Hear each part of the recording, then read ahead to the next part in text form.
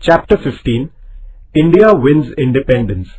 The Indian independence struggle had become more extensive during the period of the Second World War. The demand for the independence of India was gaining in strength. The British rulers realized that it was necessary to take serious cognizance of this situation.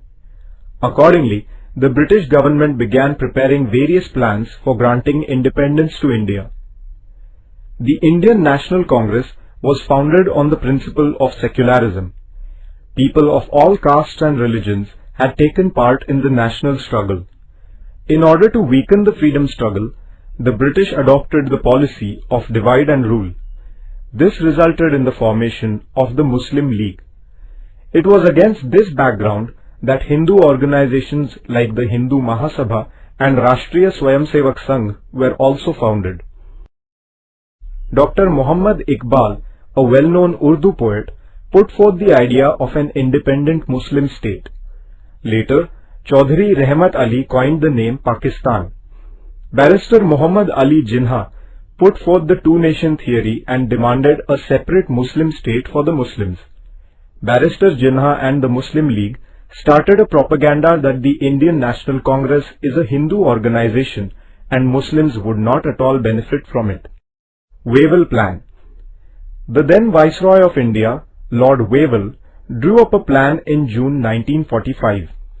Among the major provisions included in this plan were a proper representation to Muslims, Dalits and the minorities in the central and provincial legislatures and an equal number of Hindu and Muslim members in the Viceroy's Executive Council. A meeting of all major political parties in India was called at Shimla to consider Wavell's plan. However, at this meeting, a consensus was not arrived at. Barrister Jinnah insisted that only the Muslim League should have the right to suggest the names of Muslim representatives to the Viceroy's Executive Council. The Congress opposed this contention. This plan could not succeed. The Cabinet Mission. After the end of the Second World War, the British rulers became favorable to giving independence to India. The British Prime Minister Attlee clarified Britain's policy about India in the Parliament. According to it, the right of the Indians to make their own constitution was recognized. It was made clear that the issues about minorities would not come in the way of India's independence. The Prime Minister also announced that a delegation of British ministers was being sent to India to negotiate with the Indians. The Cabinet Mission, consisting of Pethick Lawrence, Stafford Cripps and A.V. Alexander, who were all British ministers, arrived in India in March 1946. They put England's plan about India before the Indian leaders. This plan is known as the Cabinet Mission Plan. It was proposed to establish a Federation of India comprising the provinces under the British government and the princely states.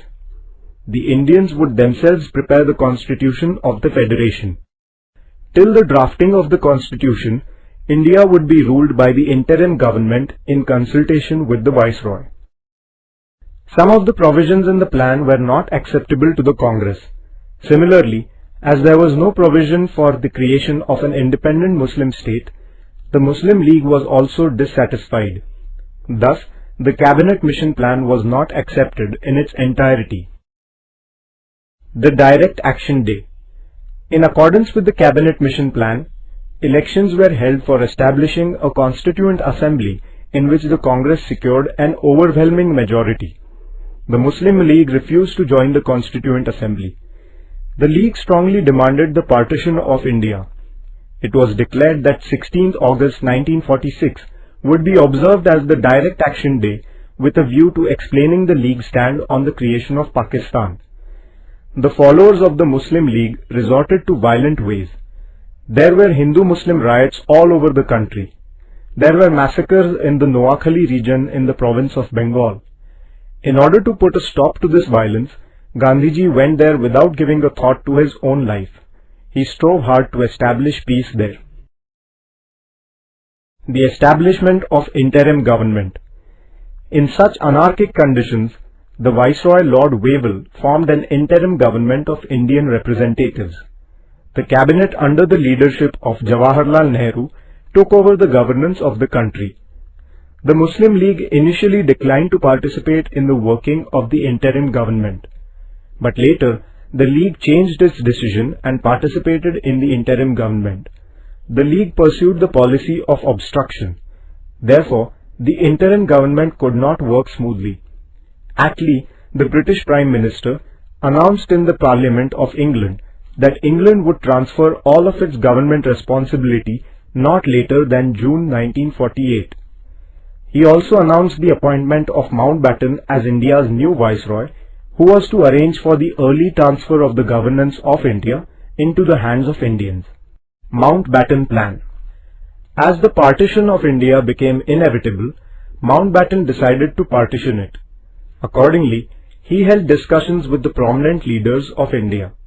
Thereafter, he prepared a plan to partition India and to create two independent nations of India and Pakistan. The Indian National Congress was opposed to partition. The unity of the country was the basis of the Congress stand, but the Muslim League remained adamant on the creation of Pakistan. Therefore, there was no other alternative left, and the Congress most unwillingly gave its consent to the decision of partition. The Act of Indian Independence. On 18 July 1947, the British Parliament passed the Act of Indian Independence based on the Mountbatten Plan.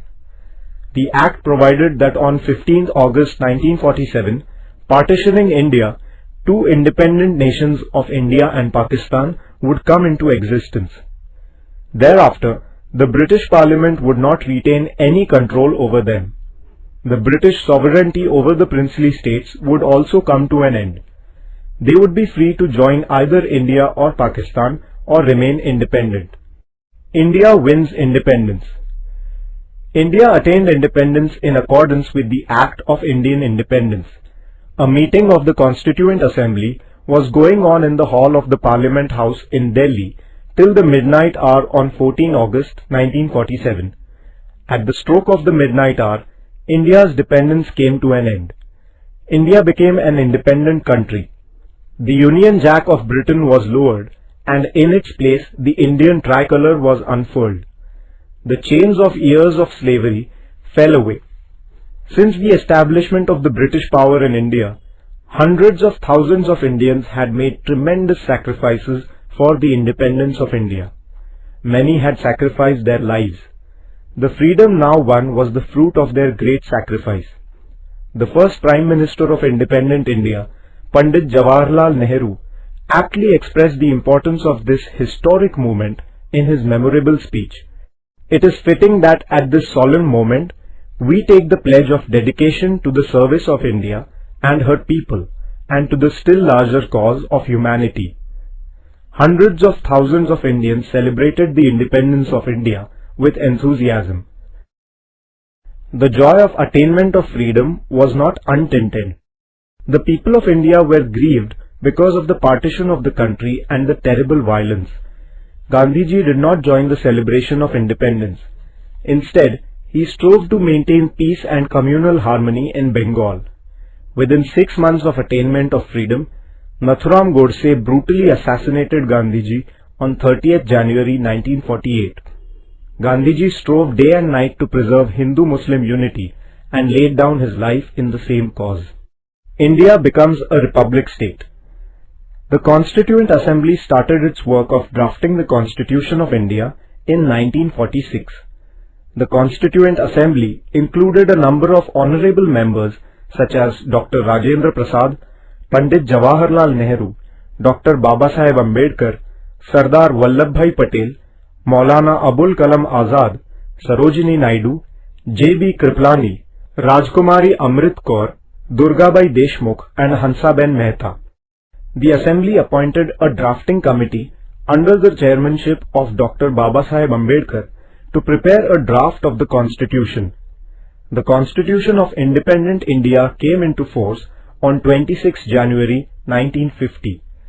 Dr. Babasaheb Ambedkar is the architect of the Constitution of India.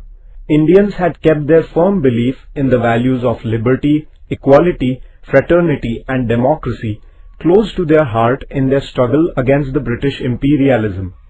Our Constitution is based on these very values.